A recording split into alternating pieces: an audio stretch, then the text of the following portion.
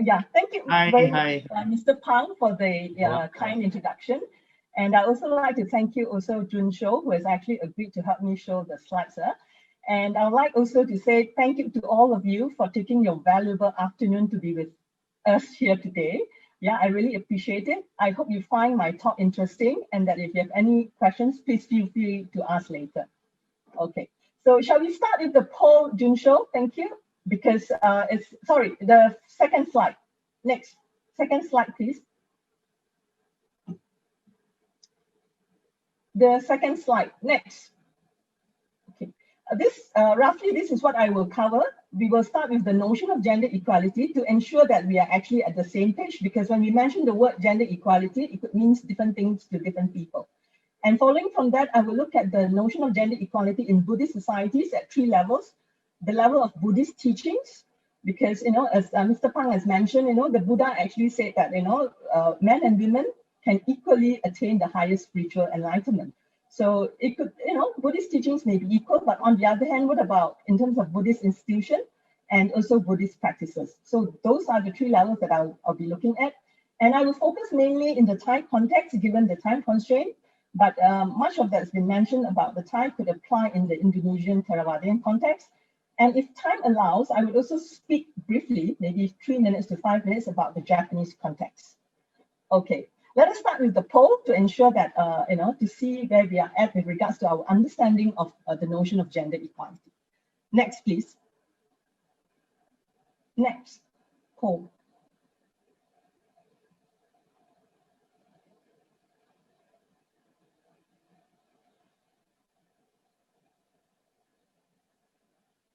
The poll is being done at Slido too, I presume, yeah, Mr. Pan? Come again? The poll is being conducted at the Slido, right? Because No, in Zoom, currently in Zoom. Oh, in Zoom, okay. Yeah. I'm not able to see that, just to let you know, yeah. Now, answer for A, all of the above is 43%. For the B is 4%, and for C is 52% currently. Oh, okay. You let me know when you feel it's time to close, and then we just let me know the final result. Okay, thank you. Well, I think it's more or less done, right? Because 90 is. Yeah, it's done. It's done. Yeah, it's done. Okay, so we see a very tight race between A and C. A meaning all of the above, and C, 55%. The majority is at C. Okay. Let us go to the next slide, please. Thank you. And the answer is yes.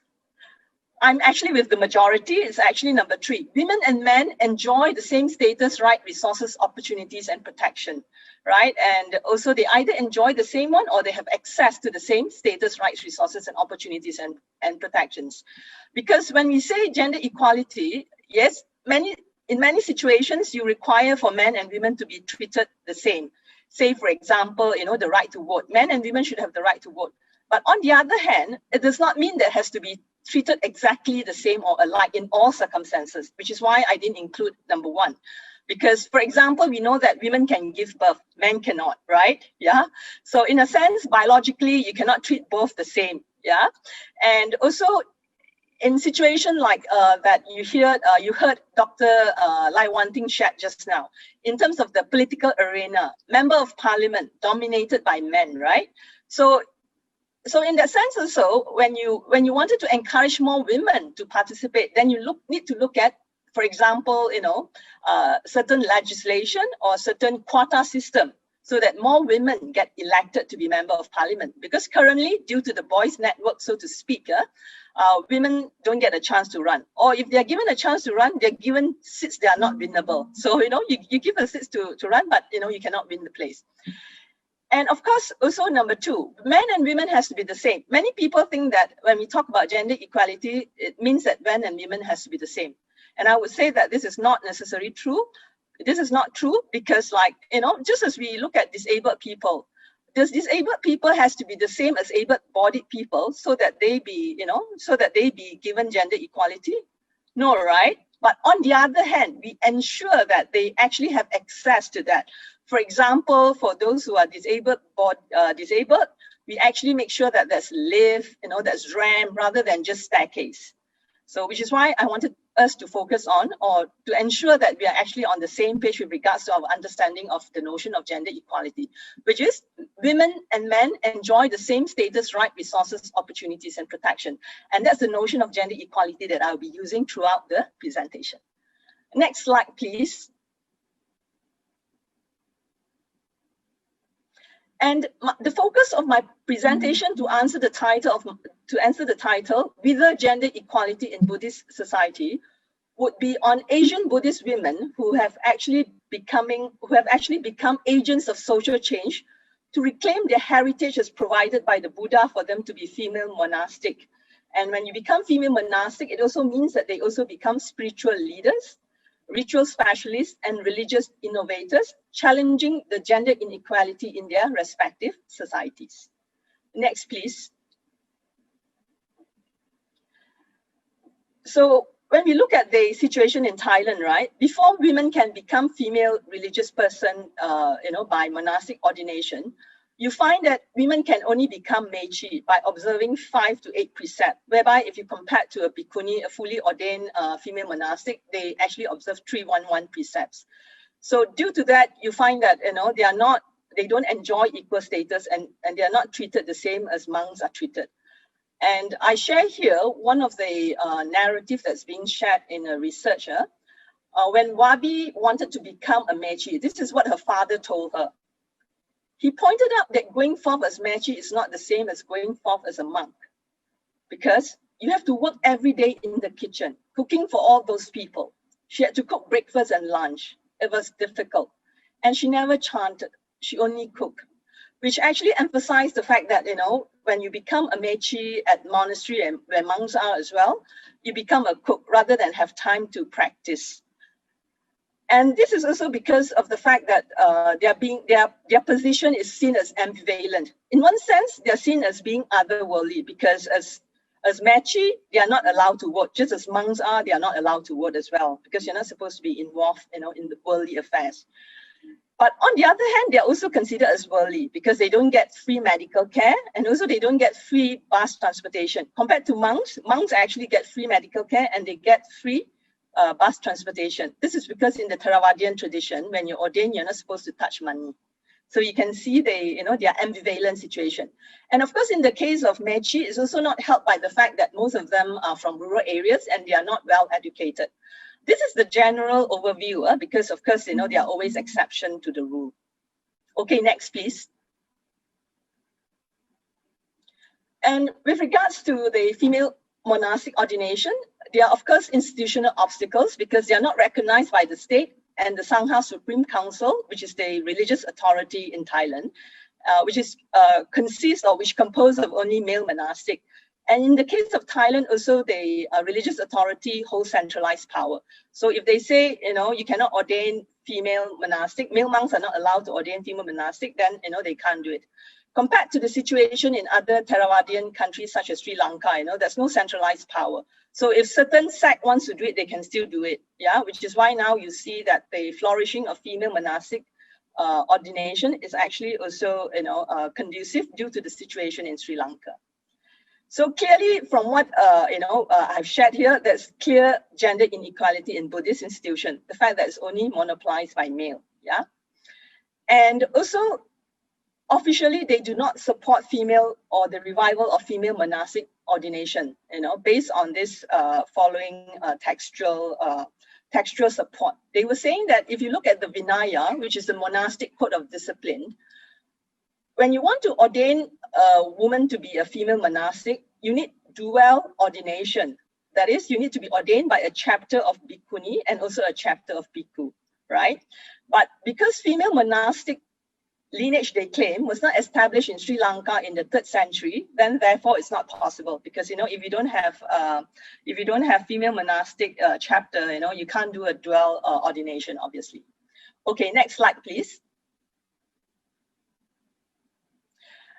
However, those who support bhikkhuni ordination says otherwise, So in a sense, there's a contested hermeneutical Buddhist understanding of Buddhist texts with regards to whether it's possible for female monastic to be ordained. And they were saying that if you look, they also cite the same source, which is the Vinaya. They were saying that if you look at the Vinaya as a whole, there's also a section that says that you can actually have ordination by bhikkhu, a chapter of bhikkhu alone, especially in situation where bhikkhuni does not exist. Because if you look at it historically, right, the bhikkhu order was first ordained, was first established, then it was followed by the bhikkhuni order. So in that sense, they were saying there's actually precedence in history. And they also point to various textual sources. For example, the Dipavamsa, that documents the female monastic lineage being established by Sanghamita in Sri Lanka. And other sources they point to is actually the archaeological findings that show the existence of female monastic order until the 11th century. Okay, next please. And in terms of the revival of the female monastic ordination in the Thai Theravadian context, right, it's made possible because also, because of Buddhism being a global factor now. So even if you can't do it in Thailand, you can actually fly out, for example, to Sri Lanka to be ordained, or to Taiwan and whatnot, as I will share later. So what has happened is, what is made possible is actually, you have bhikkhu from the Theravada lineage and bhikkhuni from the Dhammagupta lineage, which is considered a subset of Theravada. They work together to establish dual ordination. And Fo Guangshan itself has actually also been involved in this regard, and they did so in 2000 in Taiwan. Yeah, this is an example. And I've actually met with bhikkhuni from Indonesia who actually went to Taiwan to be ordained, to become a female monastic. And after the dual ordination, in order to gain better acceptance by the Theravadian, in the Theravadian context, they actually have ordination by Theravada bhikkhus only. This is because the Dhammagupta lineage is still seen as being Mahayana. Yeah, so basically they're trying to cover all grounds just to ensure better acceptance. And if you look at it historically, dual ordination started in late 1966 with the Corporation of Korean Sangha to ordain Sri Lankan bhikkhunis. Next slide, please. And this reclaiming of the Buddhist heritage is made possible by the fact that there's a symbiotic relationship between monastic and layperson. As you could see in the photo, right? This is Venerable Dhammananda. She's actually the first bhikkhuni in this century to be ordained. And she goes around, arms round, to meet with the people. And you see the people coming out, to give her food, drinks, and whatnot. And when I say symbiotic relationship, it means that in the Thai Theravadian context, there's the notion that the layperson will provide for the requisite or the needs, the material needs of the monastic, including donation to the temple, provision for their medicine, so on and so forth. And the monastic is expected to provide, to cultivate themselves and also provide spiritual guidance. And of course, this support, I purposely chose this picture because it shows a man supporting a female monastic. So it's possible not just because support from female layperson, but also male layperson as well. And of course, bhikkhu, which is a male monastic. Next, please. And let us look specifically in the Thai context in more detail. The efforts to establish bhikkhuni ordination there started in the late 1920s to early 1930s. We saw Sarah and Chongdi being supported by their father to become monastic. However, it was short-lived because they were thrown into jail. And we know that if you have followed the news, even until today in Burma, right, you have female monastic being thrown into jail as well, And in the context of Thailand, that's the first phase. Second phase is 1950 onwards. We have Woramai Kabil Singh. She established the Songdharma Kaini Monastery by taking bhikkhuni ordination in 1971 in Taiwan. And when she went back home, she has lots of supporters because she's very famous as a healer as well. However, none follow her footsteps. This is because, when you go to Taiwan and whatnot, it's still seen as being part of the Mahayana tradition. Next slide, please. And due to that, you find that, in this 21st century, Chatsuman Kabil Singh, she's actually the daughter of Woramai Kabil Singh. When she decided to ordain, she actually went to Sri Lanka in order to gain acceptance. And she has foresight in that sense because, from her ordination, from one bhikkhuni or from one female monastic, you have approximately 285 female monastic now, right? So it's growing. And also due to support from the laypersons. Next. And female monastic has also become religious innovators, yeah, because I'm sure all of you know, usually when you choose to renounce, it's actually for life, right? But in Thailand also, traditionally, men can also have the option to take 3 months to be temporary, to go for temporary ordination. But in that context, you know, due to the gender inequality, you find that, you know, women does not have access to such support or to such resources. They are not given 3 months. Due to that, they decided to innovate. So they do a 9-day temporary ordination, but in total it's 12 days because you have to prepare beforehand. But of course, if you want to be ordained also, generally, you know, you're also provided guidance and advice to practice, you know, from time to time before you go to the temple itself. I myself actually went through that, yeah, when I was doing my PhD. Next, please.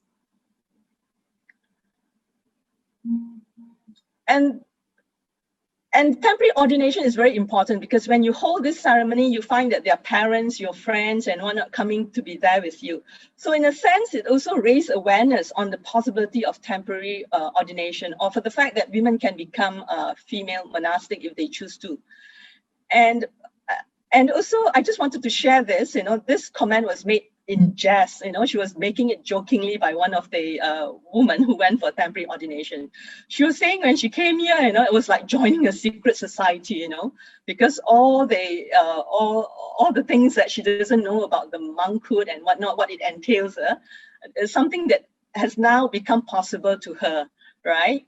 So she was very happy, you know, about it. And also in the Thai context, you find that based on the data and whatnot, those who actually went for the temporary ordination predominantly are those who are educated. Most of them have at least an undergraduate degree, though, and of course, some even have a master or PhD. And it's because when they are more educated also, you know, they also go and read the text. They also know what is in the text. And in Venerable Dhammananda case, she's actually been attacked in the media and whatnot because it's still not officially recognized, right? Yeah, but because she knows the Buddhist text, she's actually able to provide support from within the Buddhist text itself. And of course, she's also able to remain because she also has the social capital, you know. She has a temple, you know, her mother was a journalist, they managed to raise funds to build the temple, so on and so forth. And they also have friends like lawyers and whatnot. If there's a lawsuit coming, you know, they can ask a lawyer friend, hey, can you look into this for me? Okay, next, please. What is the significance of female monastic ordination in the Thai context, you know? If they practice well, I emphasize here practice well, because it's not just simply by becoming a monastic, you know, then you are seen as sacred, you know, or positive power.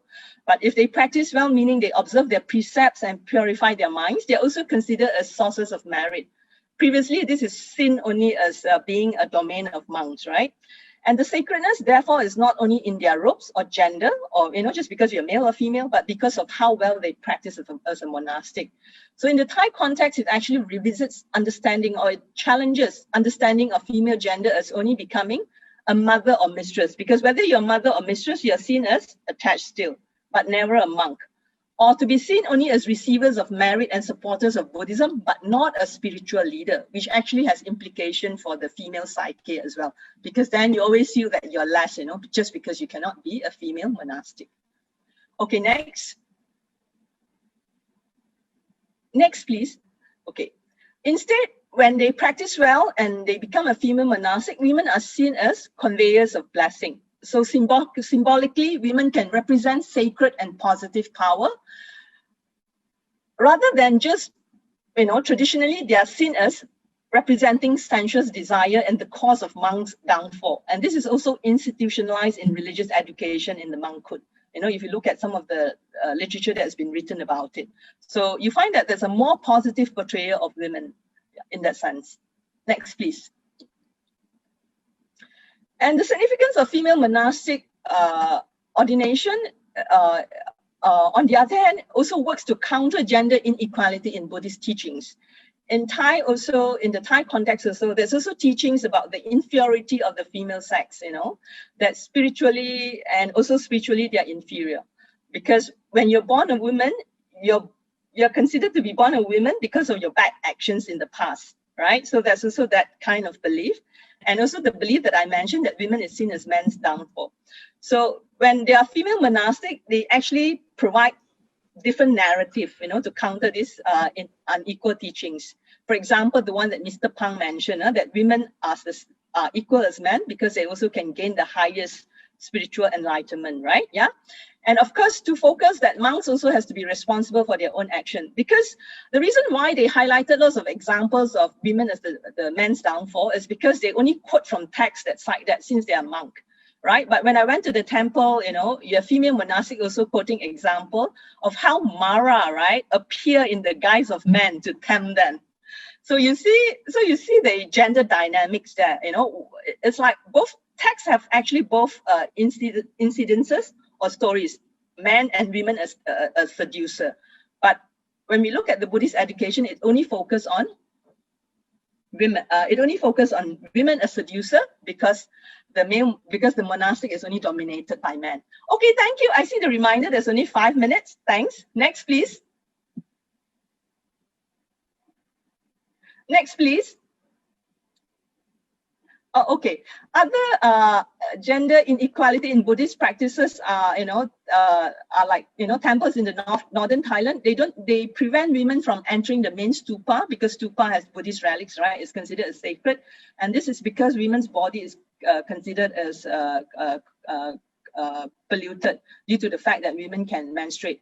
And also, as I mentioned just now, the Venerable Dhammananda would also provide a counter argument or a counter narrative to that book based on Buddhist past. For example, she will highlight the fact that menstruation is a natural process. And in the past, when you look at the monastic robe, right, it's actually taken from cloth from the funeral pie. After you take the cloth from the funeral pie, which has the blood and whatnot, it's washed. And then after that it's dyed, and then after that it's stitched together. So she, in a sense, she's saying, menstruation is a natural process, it's not polluted. And what is important is actually you look at the practice of female monks itself. Yeah, and I wanted to highlight the last point here on the slide is that parents will go to heaven if they touch son's yellow robe at his ordination ceremony. So when only men can be ordained, right, you find that there's also an emphasis, more of an emphasis on sons, because only with their help, when they ordain, that their parents can go to heaven. But now when you have women who can be ordained as well, you find that, and due to that, when I was there, you find that people actually crying, at the opportunity of being able to be ordained. Yeah. Okay, next. And significance of female monastic as spiritual leaders, they can fulfill women's spiritual needs, because of the gendered experience, which is very different. And also due to the fact that in the Theravada tradition, there's a prohibition of close proximity between monks of one sex with the opposite sex. That is to prevent sexual scandal. And if you follow the history in the Thai Theravadian context, there's been quite a few sexual scandals in the past. And when I was there also, I met with women who seek the temple as temporary sanctuary when they have problems. It could be teenagers having problems, or it could be women who are having marital problems as well. And it could be those who suffer from domestic violence. And besides that, also, female monastic also visit female inmates in prison, to provide spiritual guidance or to provide help to those who need. Next, please. Okay, let me now turn to the Japanese context. Yeah, I have 3 slides on that because I'm aware that I don't have much time. And I focus on the Jodo sect priestess. And in the Japanese context is a bit different because here in most Mahayana contexts, you cannot actually marry. When you become a monastic, you have to observe celibacy. But in Japan, it's not the same. You actually don't have to observe celibacy, right? Okay, and this is the sharing of a Jodo sect priestess. A former classmate committed suicide when I was aged 20. A Buddhist monk told me that the spirits of those who committed suicide reached the hell, right? When she heard that, she was shocked because, if you know Japanese context, it's very common to have, suicide. Yeah, it's actually more prevalent there, say, compared to Malaysia. And she was saying, and I continue her narrative here. Although I could not find an answer in the teachings of other Buddhist schools, I found a clear answer when I learned about Jodo school for the first time from someone who said, when we recite Nembutsu, Namo Amida Butsu, anyone, including people who committed suicide, can reach the Pure Land. Jodo school includes such egalitarian teachings. So because of that, she was attracted actually to become a Jodo sect priestess. And here's what she says. I think that I can circulate good karma to my former classmate by becoming a priestess of Jodo School. Jodo School organizes an annual memorial prayer for people who committed suicide on every June 10th. Yeah, but when she wanted to become a Jodo sect priestess, it was not easy. It was very difficult. And here's the story from her in the next slide. Next slide, please, Junsho. Thank you. Okay, give me 2 more minutes. I'll wrap up very fast, yeah? Okay, so she said she went to an interview, right? Went to a course for Kyoshi license, because if you want to be a priestess, you have to go for a Kyoshi license. These are the questions she was asked. You have a husband who is a priest. In addition, your master priest is still in good health, isn't he? Why do you need to become a priest? You can support them as a wife of a priest. Why do you need to obtain the license of Kyoshi now, right? So in a sense, you know, even without reading the last part, you know, it's very clear that, you know, she doesn't have the same institutional support, or she doesn't have the same access to become a priestess in the Jodo sect, even though in terms of the teaching is actually egalitarian. Next, please. And I share here they sharing the story told to me by Reverend Ikuko Hibino. She's a Jodo School chief priestess of the Kayadera Temple. She doesn't mind showing her picture. It's because she's very established. The rest, you know, that I interviewed, they don't want to, you know, because they're afraid it will actually create more backlash, which is why I couldn't show their photo. She was saying, basically the first part, you know, she was actually sharing the same thing. When her father died of a heart failure, right, they expected her to marry a priest, right, so that the husband can take on the temple, not her to take on the temple. So you see this being repeated. In terms of the succession of the temple, is patrilineal. It's expected for it to be passed on through the male line rather than the female line, right? Because of that, she also had to struggle a lot, you know. She had to get support, you know. She actually shared with me how she needed to get support for people so that she could actually succeed her father.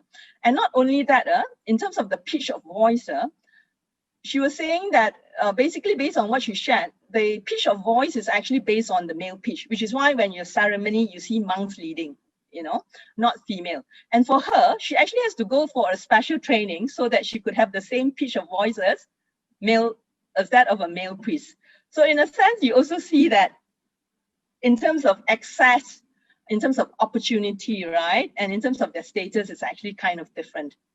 But on the other hand, she also shared something very uplifting towards the end. She was saying that the Jodo School Headquarter Temple is starting to discuss having 2 keys. One pitch for women and men, that those 2 keys can be harmonized too. She was saying that it's not decided, but it's now being considered.